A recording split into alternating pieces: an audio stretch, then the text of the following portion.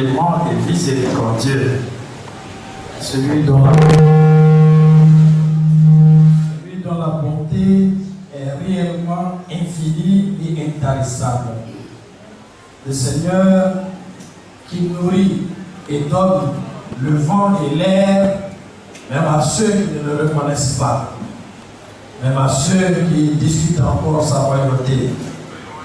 Il y a des moments où la joie donne aussi des larmes dans le cœur.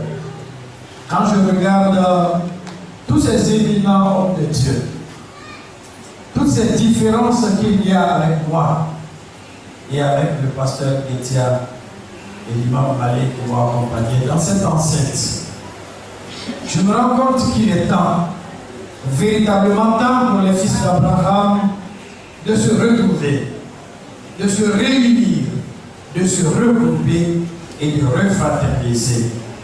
Au nom de ce Seigneur à qui appartient le soleil à 150 millions de kilomètres de notre tête, au nom du Seigneur qui est le seul maître du jour de la rétribution de chacun, comment m'adresser à cette assemblée de foi et à cette assemblée de piété, à tous ces devanciers, comment adresser le verbe de Dieu, pas à leur curiosité de voir un imam parler d'évangile, mais parler à leur cœur, parler à l'endroit qui appartient au Seigneur en chacun de nous, au cœur.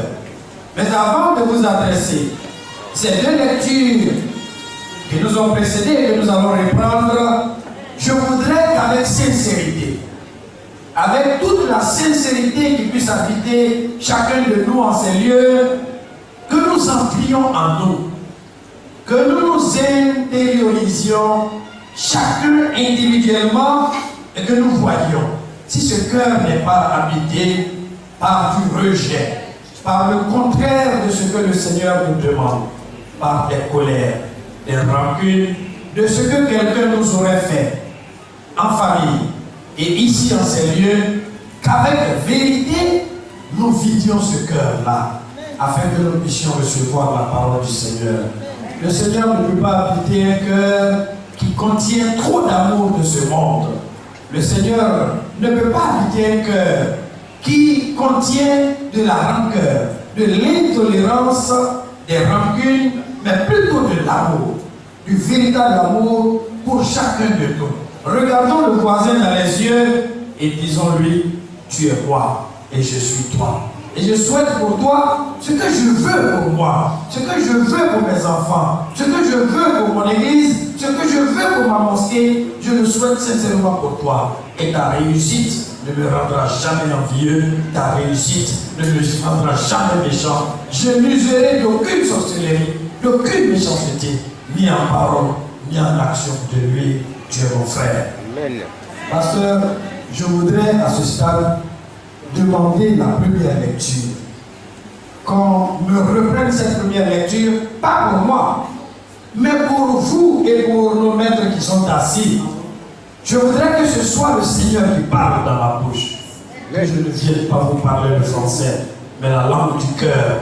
Je voudrais qu'on nous rappelle le verbe de Dieu pour nous, le code de vie qu'il nous demande, au-delà des tenues vestimentaires qui serait la preuve d'une foi.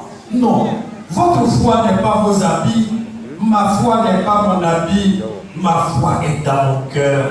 Ma foi est comme le sel dans la sauce pour changer ma moralité, mon comportement, ma personne devant le Seigneur qui est lié à moi. Pasteur, première lecture.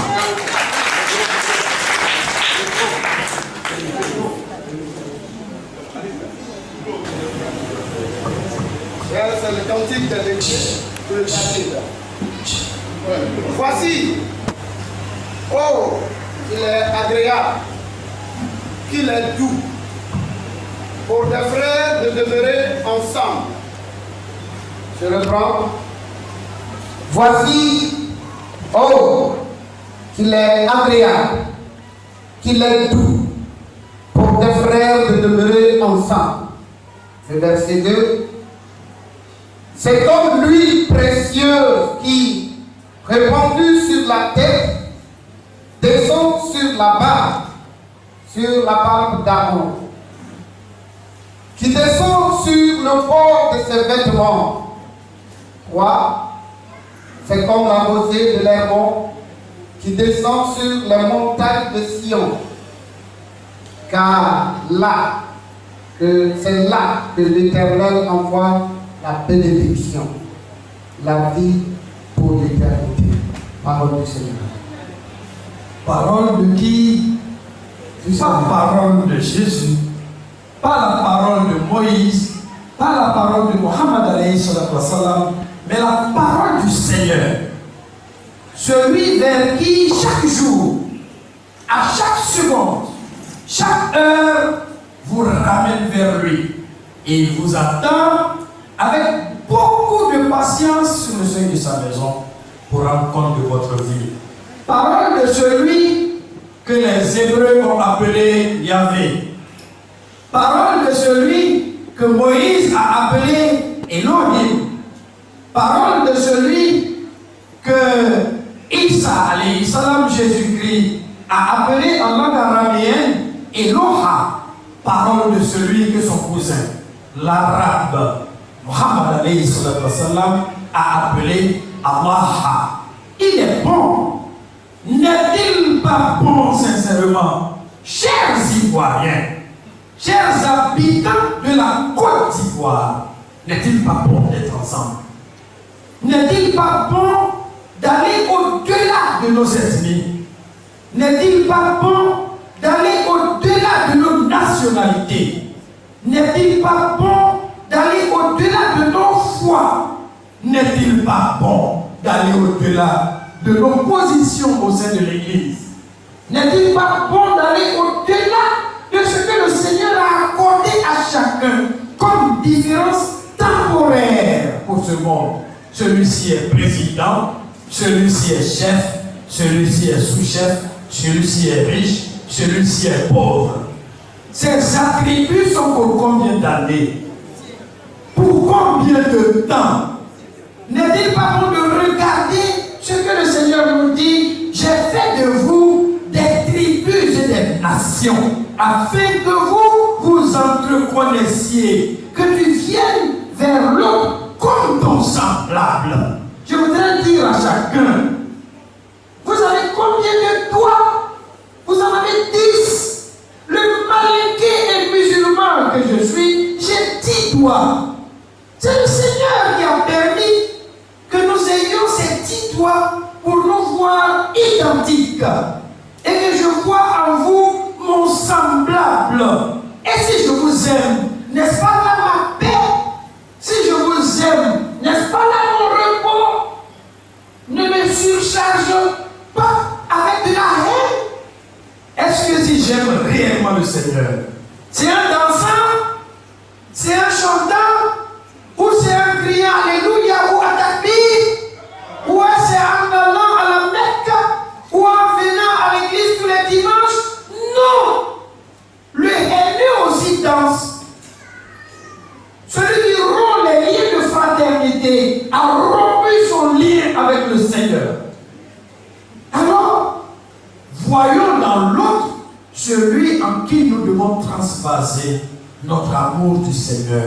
Si nous aimons Dieu et que cela est vrai, alors nous aimerons ce que Dieu a créé, c'est-à-dire mon semblable, qui a 2 yeux, qu'il soit au Bénin, qu'il soit au Burkina, qu'il soit américain, il est comme moi. Il a de la sueur, il a sommeil, il a faim. Seul Dieu n'a pas sommeil, il n'a pas faim. Et on nous dit dans le Coran, la tapozo aussi natun, voilà naon. Le sommeil ne le prend pas et il ne somnole pas. Il est ton créateur. Si tu l'aimes, aime son œuvre, aime sa bâtisse. Et comment montrer que j'aime mon frère? Comment montrer que j'aime Dieu à travers mon frère? C'est là que je vous invite à la deuxième lecture. Et là, le Seigneur encore dans le code de vie, l'évangile, le Coran, les psaumes qui sont appelés en arabe les amours, la Torah Taurata, ne sont pas des livres de lecture des histoires, mais plutôt notre histoire. histoire écrite par le Seigneur. C'est le code de la route, c'est la notice de votre vie. Lisez, appliquez. Ne lisez pas simplement pour chanter. Lisez chaque article du code de Dieu et appliquez avec votre épouse, avec votre voisin, avec votre père, avec votre mère. Ainsi, vous rencontrerez le Seigneur dans la joie. Jusqu'au verset 10.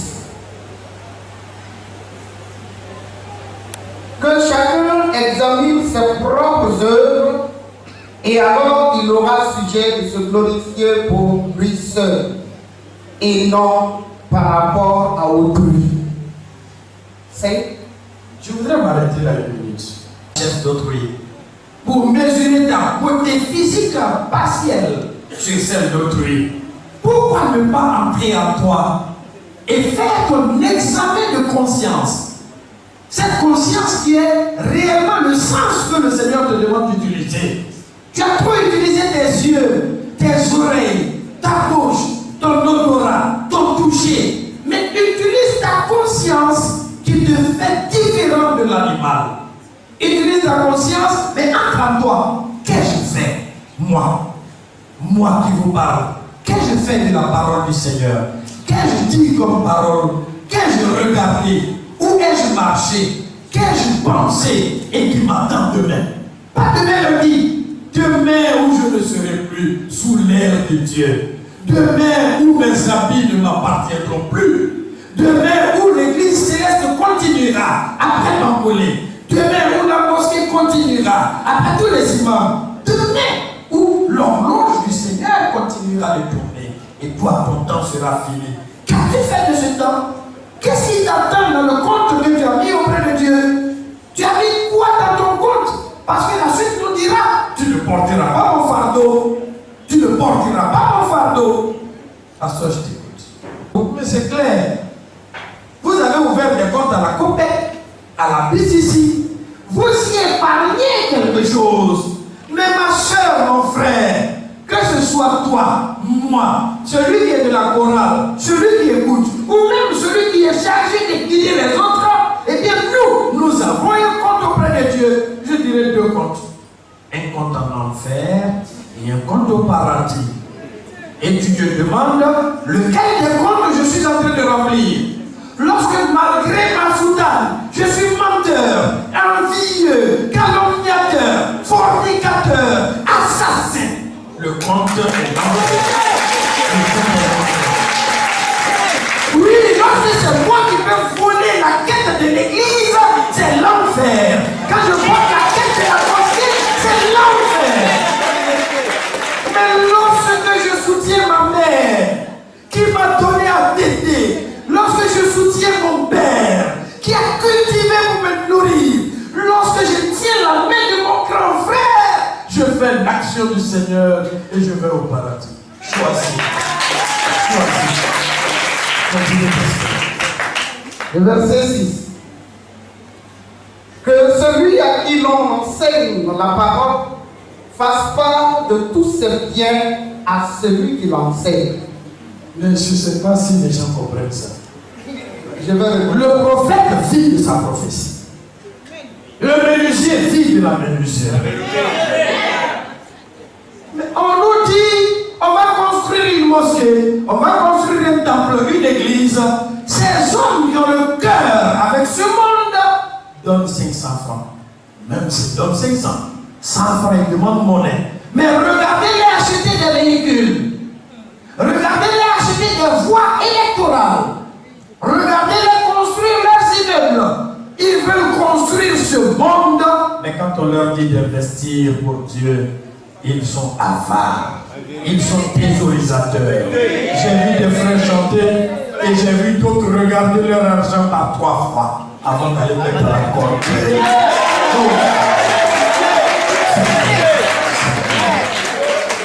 Oui, vous devez investir dans Dieu. Lorsque vous quittez vos diplômes, qu'est-ce qui se passe derrière?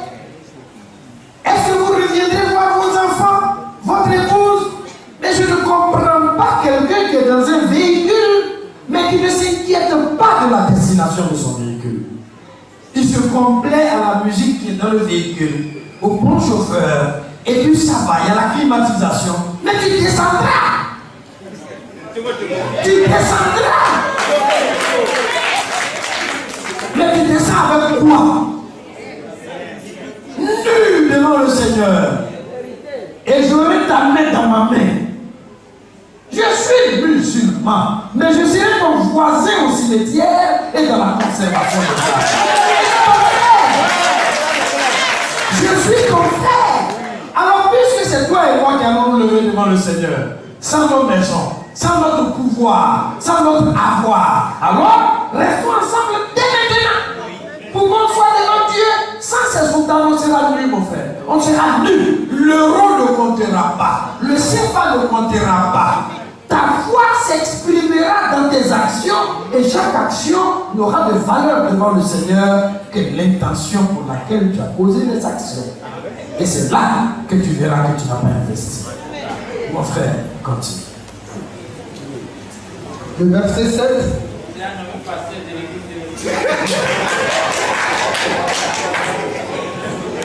Le verset 7. Ne vous y trompez pas. On ne se moque pas de Dieu. Ce qu'un homme aura semé, il le moissonnera aussi.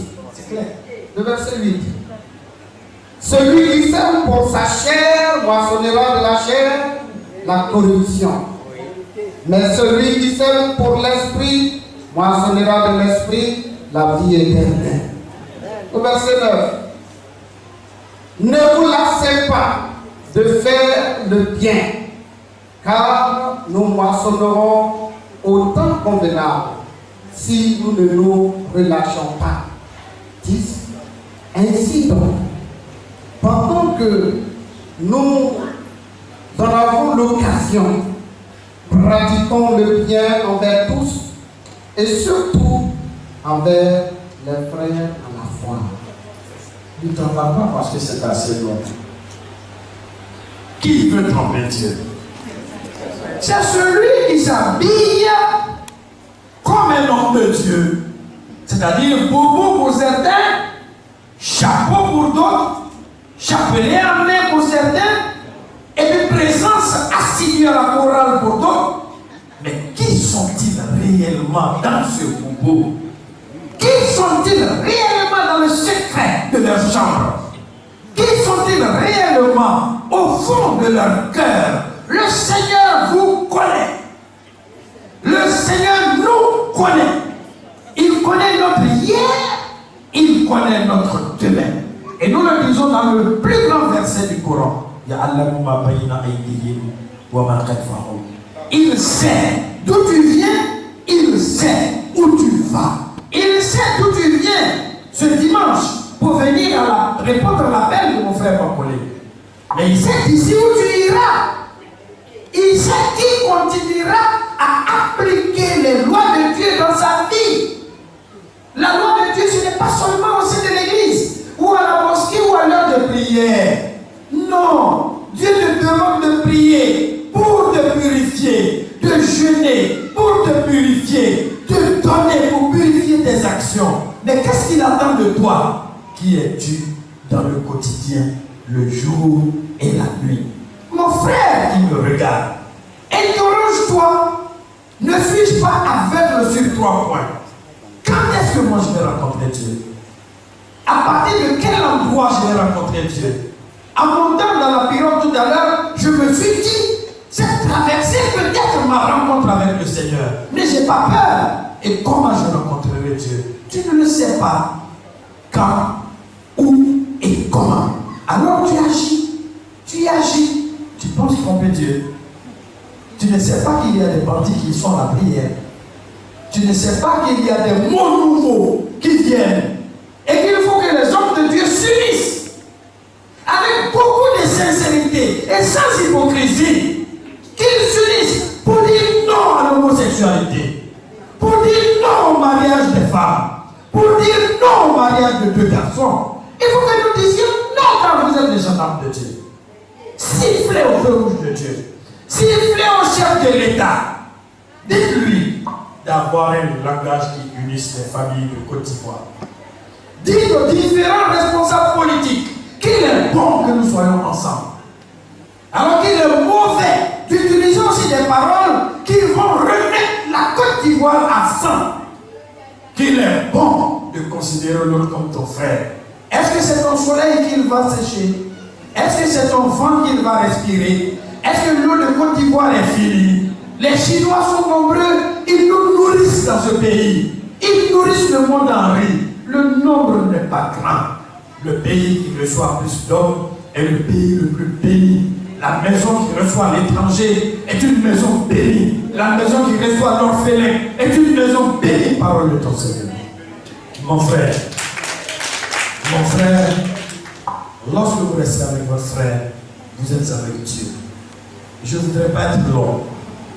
Je demanderai à Bambolé, à nos supérieurs, à chacun de nous, de se demander si c'est lui qui a choisi son frère ou sa soeur. Ton frère qui est à la maison, lorsque ta mère accouchait, lui était ton grand frère. Tu ne le connaissais pas, il ne te connaissait pas. Tu ne l'as pas choisi, il ne t'a pas choisi. Qui vous a établi dans ce lien de sang? C'est le Seigneur créateur. Alors pourquoi toi, tu veux séparer ce que le Seigneur a uni? Je me rappellerai une phrase du Verbe de Dieu, Issa, fils de Mariam, Jésus, qui nous dit, lorsque quelqu'un est venu lui demander, mon frère est de mauvais comportement, je suis fatigué avec lui, maître, que me conseilles-tu? Retourne auprès de ton frère et il lui demande, qu'est-ce que toi-même tu souhaites que le Seigneur fasse de tes fautes? Je souhaite que le Seigneur me pardonne. Oui, alors retourne auprès de ton frère et sois patient avec lui jusqu'à ce que son âme soit dans sa gorge. Le pardon du Seigneur que tu cherches pour tes fautes passées afin d'être heureux dans l'éternité se retrouve dans le pardon à ton frère. Le frère a droit à ton vêtement. Le frère a droit à la nourriture chez toi. Le frère a droit au respect chez toi. Le frère a droit à se reposer chez toi. Ne regardons pas les civilisations nouvelles qui font que le frère est étranger chez son frère. Le Seigneur dit non. Seul, c'est vers psaume, évangile. Psaume, c'est la Torah, le Sabour en islam. L'évangile est Injil. La Torah, Taureta, le Coran, le Coran. Les vers de Dieu, dans leur application, peuvent nous sauver. Prenons Médine, ville chrétienne et juive, qui a accueilli les premiers musulmans dans les bras des chrétiens.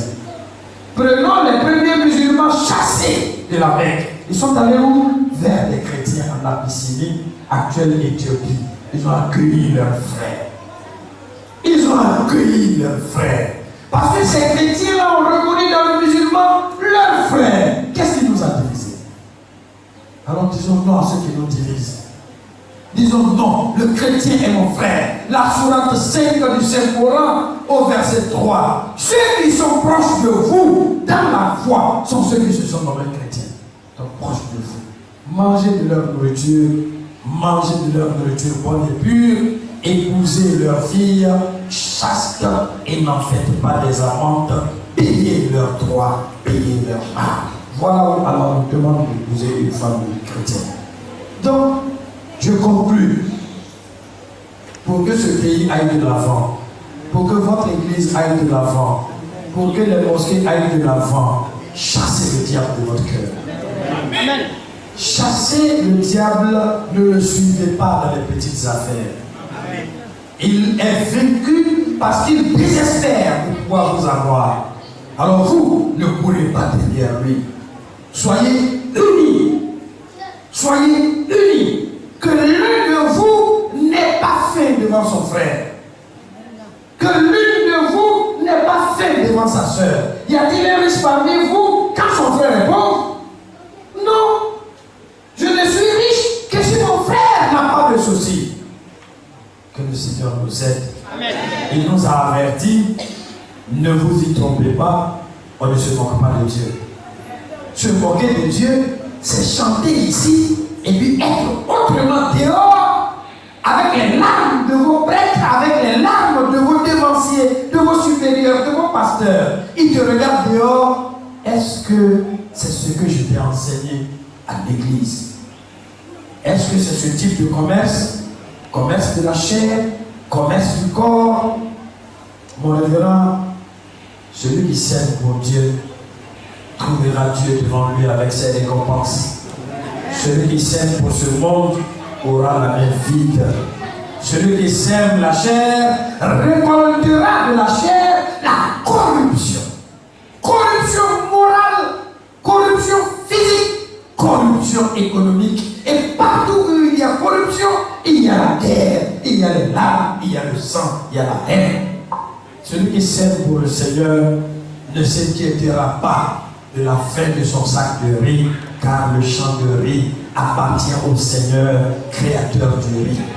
Ne vous inquiétez pas, le Seigneur est avec vous. Amen. Ne vous inquiétez pas, le Seigneur veille sur vous. Amen. Ne pleurez pas, le Seigneur veille sur vous. Amen. Que ceux qui pensent qu'ils sont riches n'ont qu'à comprendre que le riche devra répondre de sa richesse devant le Seigneur. Amen. Que ceux qui ont le pouvoir sachent que le pouvoir est émanant de Dieu et Dieu demandera compte de la gestion du pouvoir. Que ceux qui ont les familles sachent que le père de famille répondra de l'éducation de ses enfants et de la nourriture de son épouse devant le Seigneur.